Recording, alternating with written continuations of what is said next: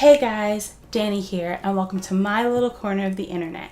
Today we're going to talk about how Apple can actually make the iPad Pro useful for musicians and creatives. Coming up. So, as many of you know, the brand new 2018 iPad Pros come out today. And these new iPads make great strides to actually make the iPad a pro device.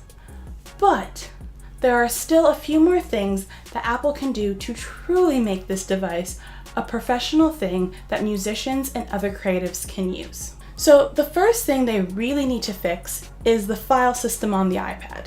Like seriously, this thing is kind of ridiculous at this point. All of your media, so photos and videos, will go straight to the Photos app, which is still an iffy kind of decision, but the Files app itself is literally a hot mess. So if you try and save something on the iPad itself, you cannot add folders. On the app, on the section of the Files app that says on this iPad, you cannot add folders. Go look and try, you can't do it. The only folders that are there are app-specific folders. So when you're trying to import things, your only options are really to put things on the iCloud Drive section of the Files app, which is shared among your other devices and uses iCloud storage, or you have to add these files into the separate app folders, which means they can't be specifically organized to how you work and your workflow. This is absolutely ridiculous. If you can get a 1 terabyte iPad, but basically can't put your files on it, something needs to happen. So what I suggest is that Apple kind of do the reverse of what they did with macOS Mojave by adding the new App Store and the Stocks app to the Mac through their iOS, macOS bridge situation, but do the opposite for the Finder. Yes, I'm saying that the iPad needs the Finder, where you can add things however you want, create folders however you want, and actually use your iPad like a pro machine. The second thing that Apple needs to do to actually make the iPad a pro machine is to add pro apps. Have you seriously stopped and tried to use iMovie or GarageBand on your iPad? GarageBand is actually way better than iMovie, but iMovie is just straight up ridiculous. If you want me to pay a pro price for a pro machine with USB-C that theoretically I can plug in SD cards and hard drives and whatever else, and once again have 1 terabyte of storage, then we need some pro apps. I know that Adobe is working on Photoshop, full-fledged Photoshop, and there are tons of third-party apps that are professional and people are using them for professional work, and that's great. But Apple needs to make their pro apps available on the iPad. I am talking about Final Cut Pro 10 and Logic Pro 10. It just needs to happen. And the third thing that Apple needs to do to make the iPad actually a pro machine is to add mouse support and add a right click to the Apple Pencil. You can literally run displays off of this iPad. The iPad Pro has 5.0 Bluetooth support, but you still can't add a mouse.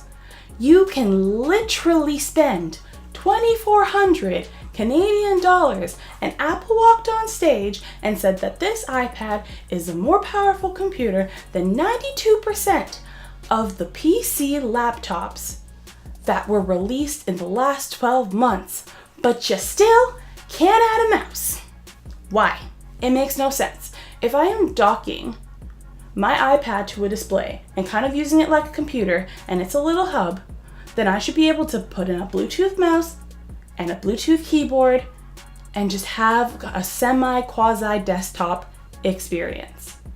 This is pretty simple to do, and I know what most of you guys are thinking. That's what the Apple Pencil is for.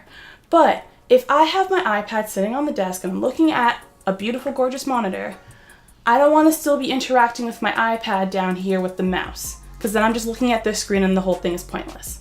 So I really, really, really think that Apple should add mouse support to the iPad and add a right click to the Apple Pencil, because that is the main thing about why I want the mouse, is because right click has so many more capabilities, or Apple actually calls it secondary click, but it just adds just so many more capabilities to the device and will make everyone's workflow just so much easier.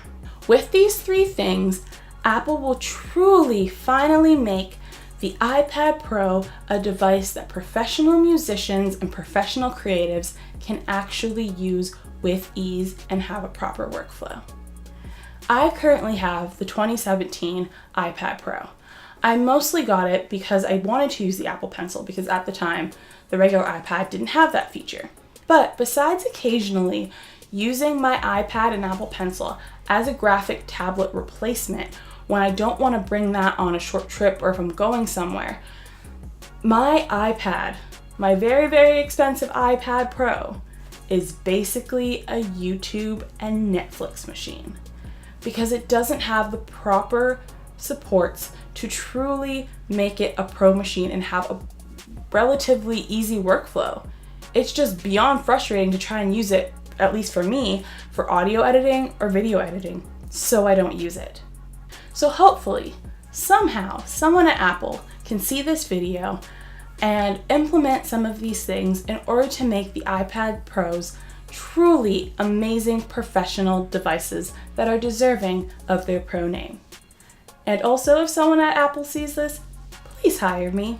I love your company. I have ideas. Like, for example, when the iPad is docked to like a monitor, there should be a quasi macOS situation so you get kind of a desktop experience on the iPad Pro. That would be awesome. But seriously, if you liked this video, comment below on what you guys want in the iPad Pros and what features you like, what features you think the Apple should add, and how you use the iPad Pro in your workflow. Please make sure to subscribe to this video to get more weekly music content. I will see you next week. Bye.